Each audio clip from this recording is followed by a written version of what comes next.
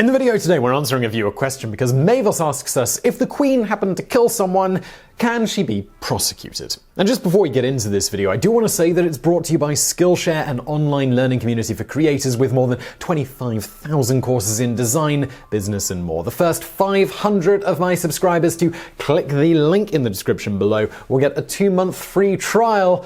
And let's get into it.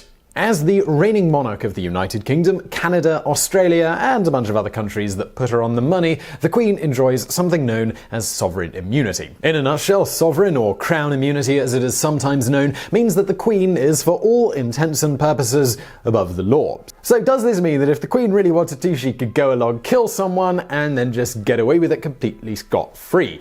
Well, the answer is that, in theory, yes, that's absolutely possible. It turns out that the Queen can commit just about any crime anywhere in the world and get away with it legally, thanks to the fact that she enjoys both sovereign immunity and diplomatic immunity. As we talked about in a previous video about whether diplomats can get away with murder, diplomatic immunity is so exceptionally far-reaching in its scope that a person protected by it could indeed go all lethal weapon 2 on everyone with just total impunity. The only problem for those diplomats is that their home nations probably wouldn't take kindly to them murdering someone, and beyond recalling them, they'd likely also face prosecution at home for the acts if they were serious enough crimes. Now, as we mentioned in that previous video, minor crimes like flouting any and all traffic rules and racking up many thousands of dollars in parking tickets without bothering to pay does tend to be seemingly every nation's diplomat's favorite pastime. Okay, so let's go back to the Queen, because unlike with most diplomatic immunity, she doesn't technically have to worry about what anyone in the UK thinks.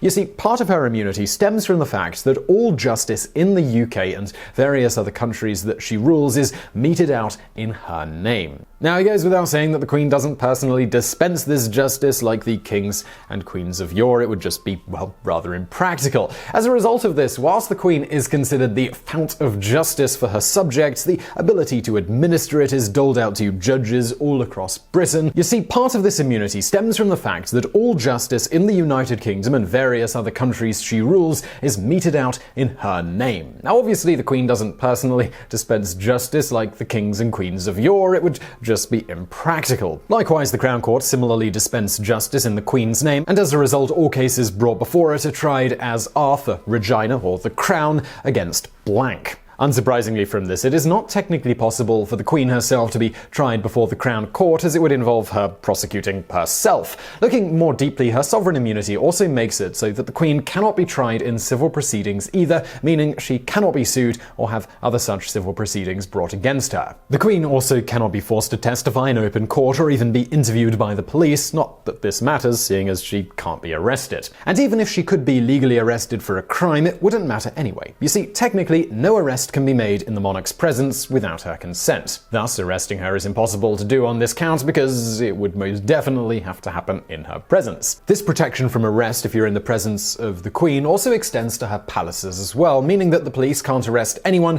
including the Queen, in any palace that she currently inhabits unless she gives assent.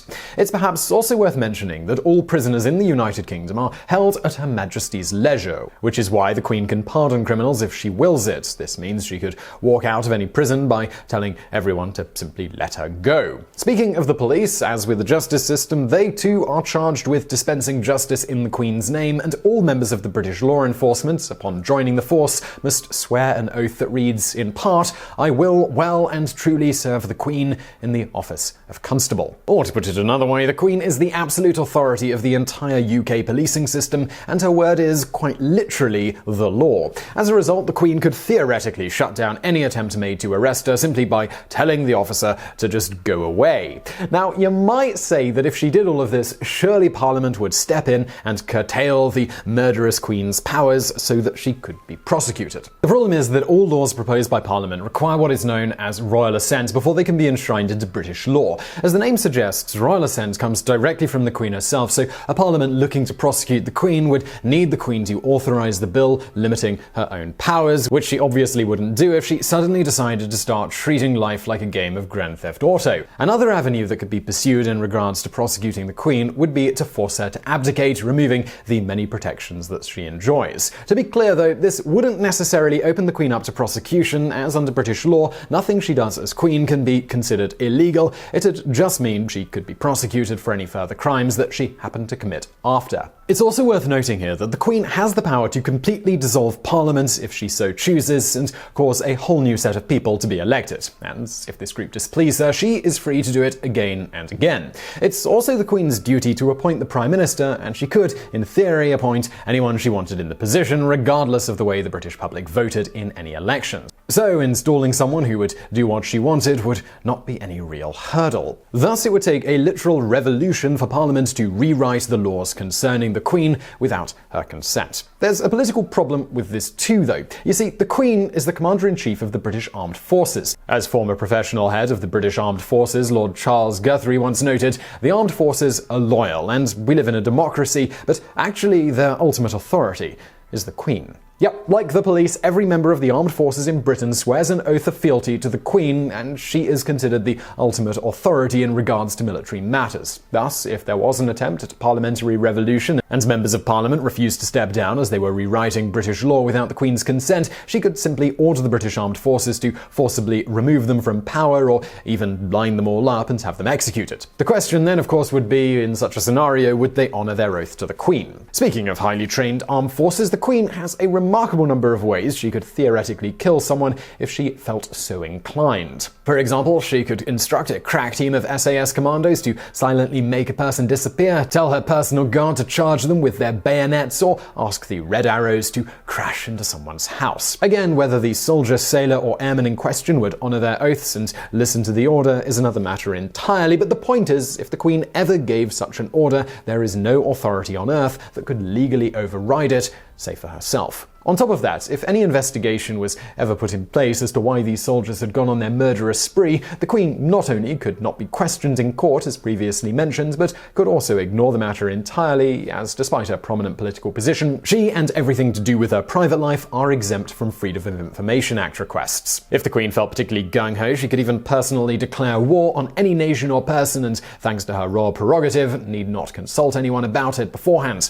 In fact, she could even authorize a nuclear strike on a person anywhere in the world via Britain's secretive and expansive network of nuclear submarines, again thanks to the fact that all of the men and women stationed aboard those vessels swear an oath to her. Now, you might say that a foreign power would get pretty upset if a nuclear strike happened on their soil, and the International Criminal Court might try to step in. But if they decided to tangle with this rather formidable woman, the Queen could theoretically make her army larger by commandeering any ships that entered British waters, which is another power of hers, and by commanding the various armies of the Commonwealth, all of which swear an oath to the Crown, to come and aid her. That's a lot of nations, and it's a lot of military might. Again, how many of these armies would actually listen, particularly after she decided to go all Armageddon on the world, is irrelevant to the legal discussion at hand. What matters is that the Queen technically has the ability to do all of this, and nobody could legally stop her. Despite the tremendous power she theoretically wields, and the fact that she enjoys a unique legal status as monarch, making her totally and unequivocally above the law, the Queen doesn't utilize even an iota of her full powers. Why doesn't she do this? Well, mainly to keep in the good graces of her subjects, with it being noted by the official website of the British monarchy that although civil and criminal proceedings cannot be taken against the sovereign as a person under UK law, the Queen is careful to ensure that all her activities in her personal capacity are carried out in strict accordance with the law. At the end of the day, she herself swore an oath to her subjects, which she seems to have spent many decades as Queen taking very seriously. Specifically, in her speech at her 21st birthday, she stated, "I declare before you all that my whole life, whether it be long or short, shall be devoted to your service and to the service of our great imperial family, to which we all belong."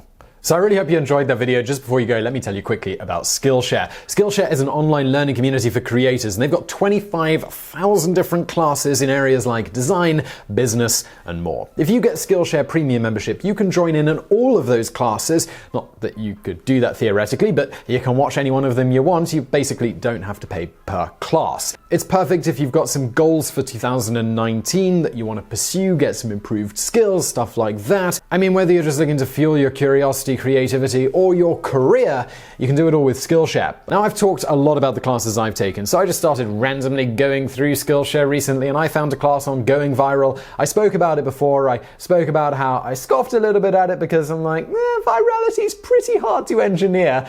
Then I watched the course, and it is legit, and it's made by someone who is much more successful with viral stuff than me, so yes, I suppose I should listen sometimes. Skillshare is also super affordable. All of those courses are just $10 a month with an annual subscription. But the first 500 of my subscribers to use the link in the description below will get a 2-month free trial, so check that out. And as always, thank you for watching.